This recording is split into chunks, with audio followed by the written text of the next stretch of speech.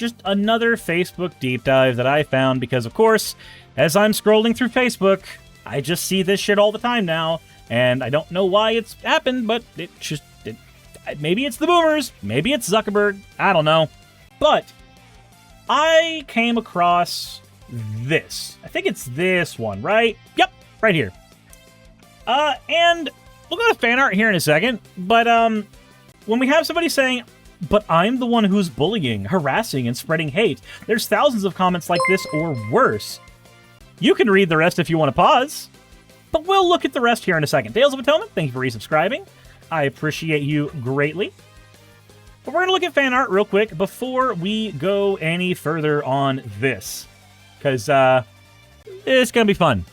It's going to be fun. Anywho, this is from Chaotic Entity Comics. They said, fuse the model with my OC, Danny.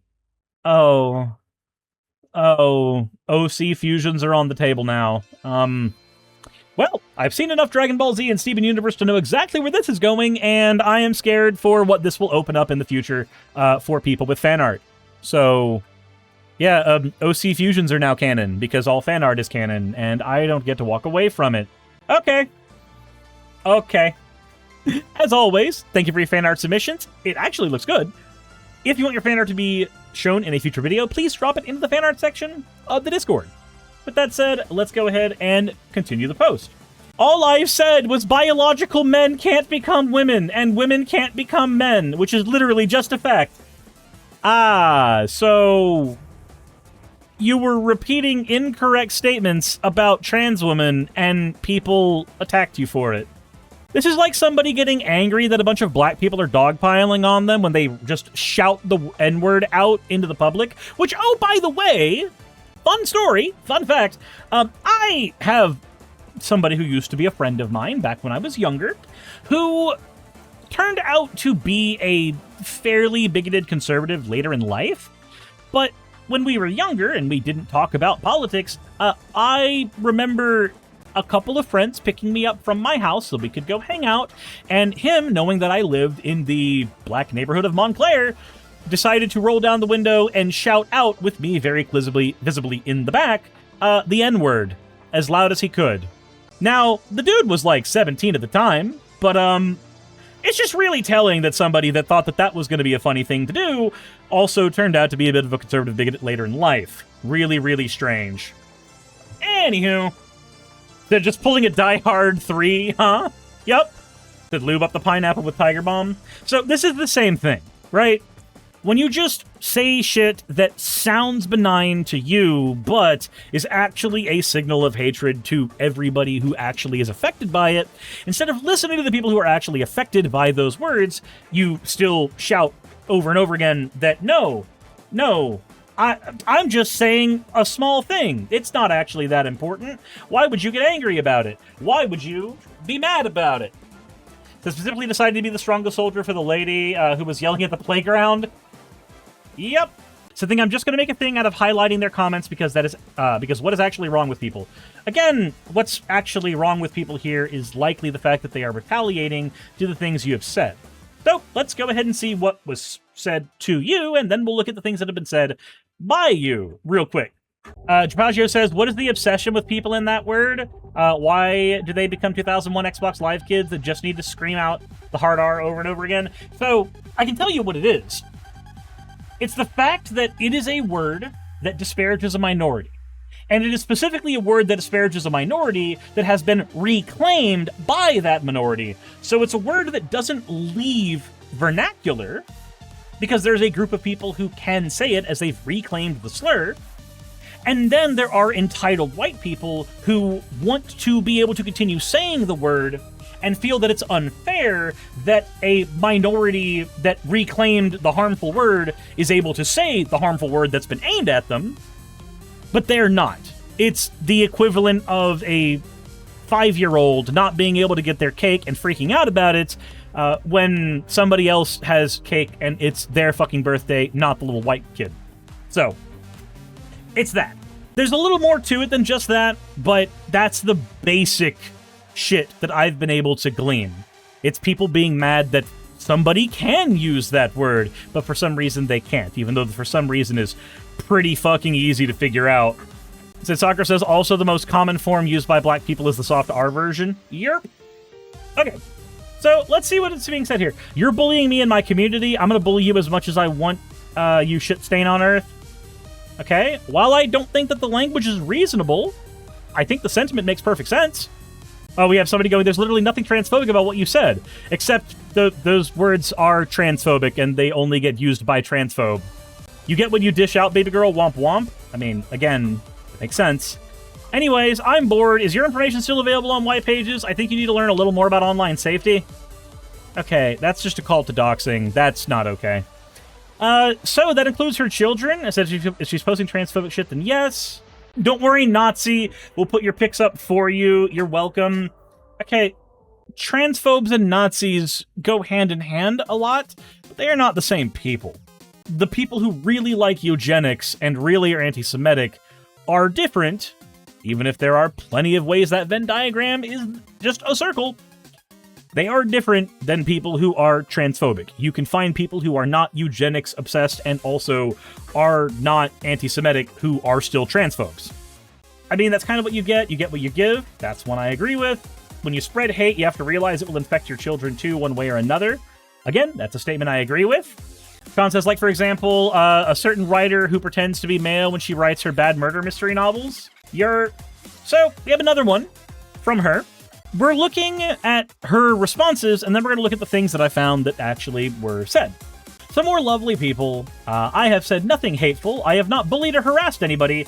All right, so you recognize that when you have a following of any kind and you go onto the internet and you shout your opinion, and it is a harmful opinion that disparages a part of the population, that is the same thing. Like, that is textbook bullying. That is using a position of power to attack a minority. That's in what world is that not? Sure, maybe it's not harassment, because usually that needs to be a little more specific. Tadora says, guarantee you these comments are cherry-picked, and even then, only some of them are stupid. Yeah, so I can agree that some of the things that are being said here should not be said. And I can also agree that it's very likely she's cherry-picked a lot of this stuff. And at the same time, I can also say that you go on the internet and you shout a certain set of words or a certain amount of things, and we can tell whether or not you grew up in the age of online and I can't speak. The age where the internet couldn't punch you in the face. That one. I have not bullied or harassed anybody, and this is what I have been met with for sharing a biological fact that you cannot change your sex. I also had some people ask why I started covering the names, and that's because someone informed me that they post the same things and they got their account suspended for doing so. All right, cool. I'm so happy that I'm getting spam called. Said, fuck you and them kids too. Said, yeah, you kind of deserve it, sorry. You don't get to just disagree with somebody's entire existence. I agree with that. That's not gonna fly. That's what got witches burned, that's what got blacks oppressed, and that's what got Jews gassed, and we're not going to stand by and just let you take our LGBT brother and sisters out of the meta. Trans violence is already high. You want the heat to turn down? Back off. If you think there's a joke, rest assured that 100% of us will absolutely toe tag you with this, toe tag you for this shit. That's just a euphemism for killing somebody, right? Like, I'm fairly certain that's what that is. I said, Sakura says, I'm from the age of online anonymity, and I don't go around being a bigot online or offline. That it is toe tag. Yeah, so toe tagging is what we do to corpses in a morgue. So if they're saying 100% of us will absolutely kill you for this shit, when your grenadine is running down the gutter, know you were warned and that you earned it. Okay, so I know that it's cherry-picked. I know that that's what's going on. But can we please not fucking tell people that we're going to kill them? Can we please not do that?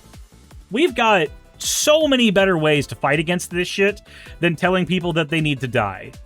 There's one set of people that I am willing to say deserve to die, and they are specifically the people who break into your house without a warrant. Stand your ground. So toe tag, definitely. Sleeping with the Fishes is a good one. Also, my personal favorite is the new funeral bashing front to you by Rick and Morty. Oh, yeah, I'm gonna turn your insides into spaghetti. That one? It's saying somebody else will kill them? If you think, rest assured that 100% of us will absolutely toe tag. No. If 100% of us, that includes them. It's not saying somebody else will kill them. 100% of us will toe tag you for this shit. That is in fact a threat. That is 100% a threat. Said flashbacks to yesterday's Hey Hi vid. You deserve everything coming to you, co-partner bigot. There's the thing about bullying trans people. There's a 50% chance you won't have to do it long. Okay, so, you know what's funny? You know what's really funny? Somehow, in her attempt to grab cherry-picked comments that were telling her she's gonna die, she grabbed a comment that is talking about trans suicide. That's how little she understands about this shit. Anybody... Yeah, that last one is a transphobe supporting her. And yet she pulled that one up. Like, I'm sorry if you don't understand enough about the trans community to know when there are certain statements that have been aimed at them. I'm not saying you need to understand all of them if you're cis. I'm cis too, and I only understand what I do because of my job. But you're talking about this on the internet very, very loudly, so I would assume you'd at least do a little bit of that research. That she has nothing to offer the world, and she knows her children will all end up functionally R-worded, but she's an addict, so unfortunately for them, her and us, she'll never shake the habit. Okay, so I agree with the addict part, because she definitely seems to be addicted to talking about this particular topic. So the first one that I found about this was, of course, this right here, which looks like it's just AI generated. Stating biological facts is not transphobia. In fact, I know it's AI generated because that's not the way that the text would have been printed on the flag. Stating biological facts is not transphobia. So first of all, I would agree with your statement, but you're not saying biological facts. The fact is, sex is complicated, and we use several things to denote sex. We use gonadal representation, phenotypical representation. We use the representation of the genitalia, chromosomal representation, gametal representation. And I'm just going to say this right now. There are plenty of people who would consider themselves cis who don't know that their chromosomes are actually the ones of the opposite fucking gender. That shit happens. We have people who have Klinefelters. We have people who are intersex and don't know it. There's plenty of people who have that. So the question becomes, exactly how many things can we change until you'd accept that somebody is a different sex? Once we change their phenotype completely, once we change how their hormones are experienced, once we change their genitalia, once we change their gonadal setup, the only thing that's left after that point is the chromosomal part and the gametal part. And I'm gonna be honest, you haven't asked about your husband's fucking chromosomes, so you obviously don't care about that, and you only really cared about the gametes when you were trying to have kids. So that one's not even that important either, I'm gonna be honest. Said, Orla says, and the X chromosome is disappearing. That doesn't mean men as a sex are gonna disappear. That means that the chromosome is likely changing. Fighting Immortal says, I had somebody online tell me sex isn't biological, it's only intercourse. What? Okay, sure. Whatever. But yeah, no. When you say stuff like this, it shows how profoundly you don't understand this, but it's okay to not understand something. Not understanding something is A-okay. It's fine. What's not okay is using that misunderstanding of other human beings to then denigrate them. Axo says, sex is what I had with your dad last night? Karen says, actually, it's the Y chromosome that's disappearing. Outside of my wheelhouse. Then we have this one. I hope your children turn out to be trans. Let's read this a little bit. This is a comment I've gotten a lot, and it's made me think, so I want to share my thoughts. Okay, we'll talk about this, and I'll share my thoughts. First, many of the same people wishing that on my children also say things like, you don't know my pain and struggles with gender dysphoria. That makes me wonder, if you acknowledge that it's hard and painful, why would you wish that on a child? Just because you want to teach their parent a lesson? I don't think that's the flex you think it is. Actually, it is. So, the reason that people say that is because we know, as human beings, that generally, most people do not let go of their bigotry until a person they care about falls into the area that they are bigoted against. And remember that being a trans person does not automatically mean that you have gender dysphoria. Plenty of trans people actually have gender euphoria, and that's what makes them trans. There is a difference. The dysphoria is an illness that we have to treat. But being trans is not. Wishing that your kid is trans is not wishing them gender dysphoria. It is just wishing that you find yourself in the situation that many people find themselves in when they find out that their kid has come out of the closet for one reason or another. Secondly, my kids will not be trans as children because I don't believe children just randomly think they're in the wrong body or that they're the opposite sex. Ah, I understand where this is coming from. Hold on a second. I know this one. And you know what? I'm just going to go ahead and be really, really lazy today. Let's just use the AI overview. Not that we can generally trust it, but even the AI overview, even though it's fucking citing Reddit for some reason, points out that at ages 2 and 4, some children realize they're a different gender. But let's go ahead and do this one. Let's, instead of using the fucking AI overview... Yeah, no, I know, I just wanted to torture you guys with more of this shit. How early in life do transgender adults begin to experience gender dysphoria, why this matters for patients, providers, and our healthcare system. The age at which transgender women and men first experience gender dysphoria has not been reported in the U.S. population of adults seeking gender-affirming care, because gender is an innate part of identity. We hypothesize that untreated gender dysphoria would be a part of an individual's earliest memories. Understanding gender dysphoria onset can help guide providers with when and how to focus care to patients not yet identified as transgender. Determine the age at which transgender adults seeking gender-affirming surgery first experience gender dysphoria. Our findings suggest that gender dysphoria typically manifests in early childhood and persists untreated for many years before individuals commence any gender transition. Diagnosis and early management during childhood and adolescence can improve the quality of life and survival. So I appreciate, ma'am, that you don't think that this is real. Can you appreciate that we've done studies to show that you're wrong? No? Then fuck off. You also have the fact that around the age of 9 or 10, about 1% already understand they're gay. Yep. The ding dong, we have a winner. But who needs AI when we have Rhino? We do have Rhino, but I can look up some of this shit myself without Rhino's help. Look, Rhino may be one of the reasons I became a content creator, and I respect him a ton, and he's a wonderful friend. I don't want to rely on his stuff for everything I ever do. So, but he has 50 studies. Oh, I know he does, but I could also look up studies myself. What the fuck is Rhino? Vice Rhino, the person that I collaborate with on every Wednesday at 8:30 p.m. Eastern Time on the Watering Hole. Be there, be square. Children may play pretend as the opposite sex, or say they like things that are stereotypically associated with the opposite sex, but that doesn't mean that they literally believe they're the opposite sex. Ba-ba-ba-da-ba-ba, study says you're wrong. Doo. I believe that idea doesn't happen in a vacuum. Actually, it does.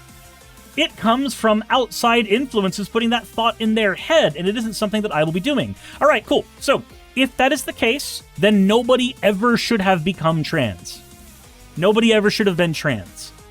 Because they would not have realized that they were at a young age. They would not have had those thoughts since they were at a young age. And therefore, as an adult, they wouldn't have had them later. Because, of course, it doesn't happen in a vacuum, right? Search says, what outside influences were there for children in the 80s and 90s? Right. Like, we don't have a ton of outside influences telling your children that they're trans. Not really. We amplify a lot of them on conservative media, but, like, generally speaking, no. Axel says, but, Suris, being trans is like the game you just lost. Fuck off! I'm kidding. I'll actually be here to finish this up. If one of my children was struggling with being uncomfortable in their body, whether because of puberty, body image, or anything else, I would never affirm that there is something wrong with their body. So that's not what gender-affirming care is. Gender-affirming care is saying, hey, is there a part of your body that you don't like? Do you want to change it? Much like if somebody is obese, we're not being hateful by saying, hey, is there a part of this that you don't like that you would like to change? Here's a medication that can help you with that. Here's a diet routine that can help you with that. It's the same thing with somebody who's trans. It is not telling a kid there's something wrong with their body. It's recognizing that there might be a psychological issue that needs to be addressed, and we generally address that with gender-affirming care. Instead, I would support them. That's what gender-affirming care is, you knob. I would love them. Yeah, I'm hoping you would. And reassure them that their body is good just the way it is. So here's the confusion.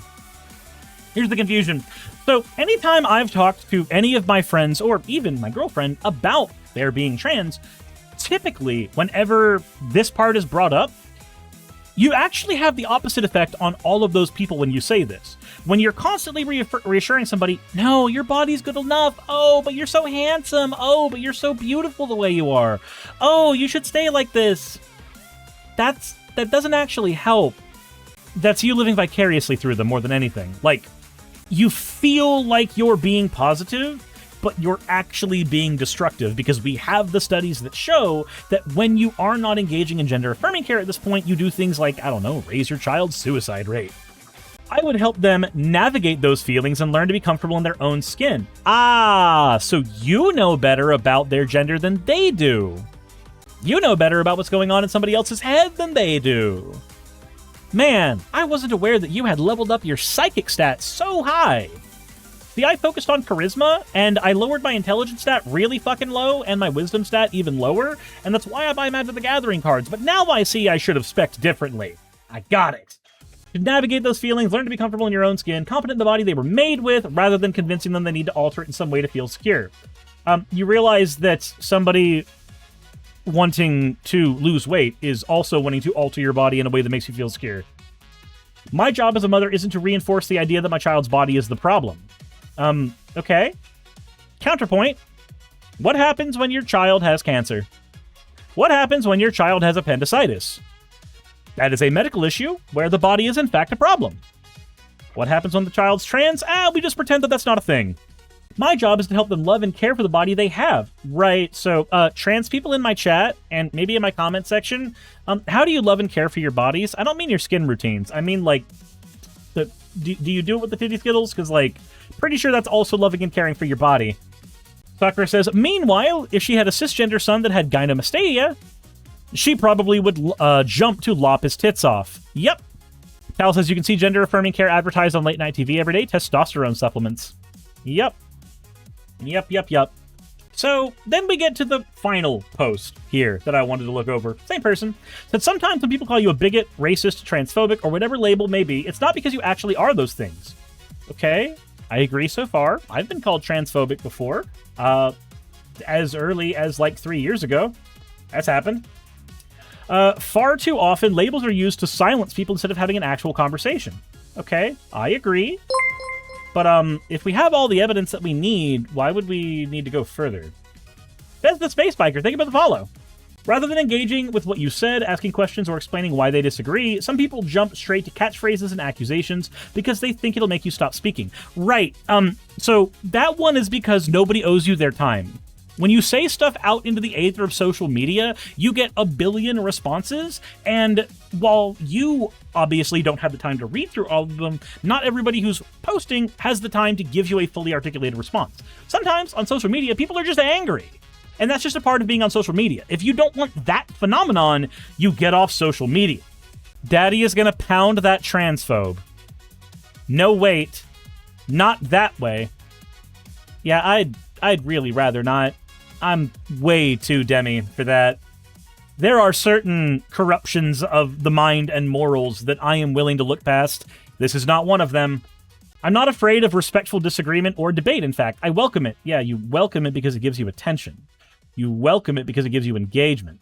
If you think I'm wrong, let's talk about it. Tell me why. Challenge my ideas. I'll listen. Okay. Study says you're wrong. Done. I did it. That calling someone names isn't an argument.